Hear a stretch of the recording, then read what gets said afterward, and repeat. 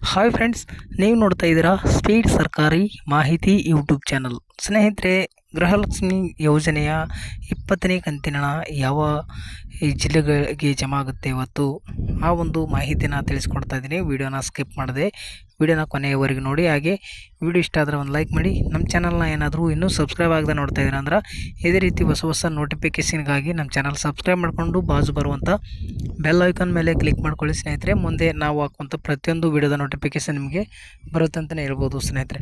ಬನ್ನಿ, 20ನೇ ಕಂತು ಇವತ್ತು ಯಾವ ಜಿಲ್ಲೆಗೆ ಜಮಾ ಆಗ್ತಾ ಇದೆ, ಯಾವ ಜಿಲ್ಲೆಗೆ ಬಿಡುಗಡೆ ಮಾಡ್ತಾ ಇದ್ದಾರೆ ಸರ್ಕಾರದಿಂದ ಲಕ್ಷ್ಮೀ ಹೆಬ್ಬಾಳ್ಕರ್ ಅವರು ಅಂತ ಆ ಒಂದು ಇನ್ಫಾರ್ಮೇಷನ್ ಇಲ್ಲಿ ತಿಳಿಸ್ಕೊಡ್ತೀನಿ. ವಿಡಿಯೋನ ಸ್ಕಿಪ್ ಮಾಡದೆ ಕೊನೆಯವರೆಗೂ ನೋಡಿ ಸ್ನೇಹಿತರೆ.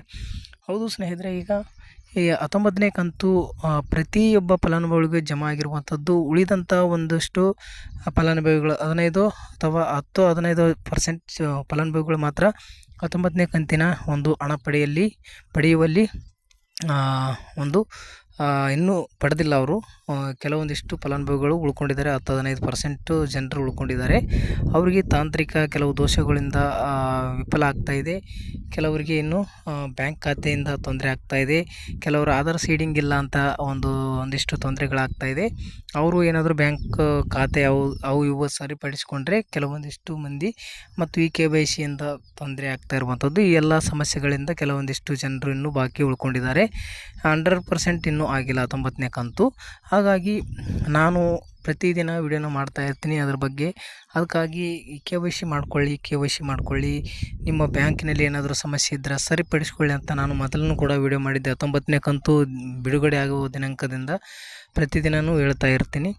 ಅದಕ್ಕಾಗಿ ಯಾರು ಕೂಡ ಅದಕ್ಕೆ ನಾನು ಹೇಳಿರುವಂಥ ಮಾಹಿತಿಗೆ ಬೆಂಬಲ ನೀಡ್ತಾ ಇಲ್ಲ. ಅದಕ್ಕಾಗಿ ದಯವಿಟ್ಟು ಮಾಹಿತಿನ ಅರ್ಥ ಮಾಡ್ಕೊಳ್ಳಿ ಸ್ನೇಹಿತರೆ. ನಾನು ಹೇಳ್ತಿರುವಂಥದ್ದು ಯಾವುದೂ ಒಂದು ಸುಳ್ಳು ಮಾಹಿತಿ ಇರೋದಿಲ್ಲ. ಅದಕ್ಕಾಗಿ ಎಲ್ಲರೂ ನೋಡ್ತಾ ಇರುವಂಥವ್ರು ಪ್ರತಿಯೊಂದು ನಾವು ಹೇಳುವ ಇನ್ಫಾರ್ಮೇಷನ್ ನಿಮಗೆ ಯೂಸ್ ಆಗುತ್ತೆ. ಅದಕ್ಕಾಗಿ ಹೇಳ್ತಾ ಇರ್ತೀವಿ. ನೋಡಿ, ಇಲ್ಲ 19 ಕಂತು ಎಲ್ಲ ಫಲಾನುಭವಿಗಳಿಗೆ ಜಮಾ ಆಗಿದೆ. ಉಳಿದಂಥ ಫಲಾನುಭವಿಗಳು ತಮ್ಮ ಬ್ಯಾಂಕ್ ಖಾತೆ ಅಥವಾ ಎಲ್ಲ ಸರಿ ಇದ್ದರೂ ಕೂಡ ಬಂದಿಲ್ಲ ಅಂತಂದರೆ ಇನ್ನೊಂದಿಷ್ಟು 2-3 ದಿನದಲ್ಲಿ ಎಲ್ಲರ ಖಾತೆಗೆ ಜಮಾ ಆಗುತ್ತೆ ಸ್ನೇಹಿತರೆ. ಅದನ್ನು ಕೂಡ ಅದರ ಜೊತೆಗೆ 20ನೇ ಕಂತು ಕೂಡ ಒಂದು ಪೆಂಡಿಂಗ್ ಇರುವಂಥ ಬಾಕಿ ಏನಿದೆ ಉಳ್ಕೊಂಡಿದ್ದಾರೆ 19ನೇ ಕಂತು, ಅದು ಎರಡೂ ಒಟ್ಟಿಗೆ ಕೂಡ ಜಮಾ ಆಗುವಂಥ ಒಂದು ಸಾಧ್ಯತೆ ಇದೆ ಸ್ನೇಹಿತರೆ. 2,000 ರೂಪಾಯಿ ಒಂದೇ ದಿನವೂ ಜಮಾ ಆಗ್ಬೋದು. ಆದರೆ ಒಟ್ಟಿಗೆ 4,000 ರೂಪಾಯಿ ಜಮಾ ಆಗೋದಿಲ್ಲ. ಆದರೆ ಒಂದೇ ದಿನದಲ್ಲಿ 4,000 ರೂಪಾಯಿನೂ ಜಮಾ ಆಗುತ್ತೆ. ಯಾರೂ ತಲೆ ಕೆಡಿಸ್ಕೊಳ್ಳಿಕ್ಕೆ ಹೋಗಬೇಡಿ.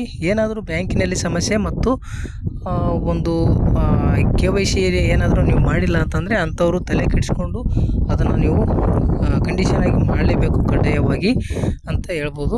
ಎಲ್ಲ ಸರಿ ಇತ್ತು ಅಂತಂದರೆ ಅವರೇನೋ ತಲೆ ಕೆಡಿಸ್ಕೊಳ್ಳುವಂಥ ಅವಶ್ಯಕತೆ ಇಲ್ಲ ಸ್ನೇಹಿತರೆ. ಇವತ್ತು ಯಾವ ಜಿಲ್ಲೆಯವರಿಗೆ ಒಂದು ಅಮೌಂಟ್ ಜಮಾ ಆಗುತ್ತೆ ನೋಡಿ, ಇಲ್ಲಿ 6 ಜಿಲ್ಲೆಯವರಿಗೆ ಅಮೌಂಟ್ ಜಮಾ ಆಗ್ತಾಯಿದೆ ನೋಡಿ. ಕೊಪ್ಪಳ, ರಾಯಚೂರು, ಬಾಗಲಕೋಟೆ, ಬಿಜಾಪುರ, ಬೀದರ್ ಮತ್ತು ಧಾರವಾಡ ಇಷ್ಟು ಜಿಲ್ಲೆಯವರೆಗೂ ಇವತ್ತು 20ನೇ ಕಂತಿನ ಹಣ ಜಮಾ ಆಗ್ತಾಯಿದೆ.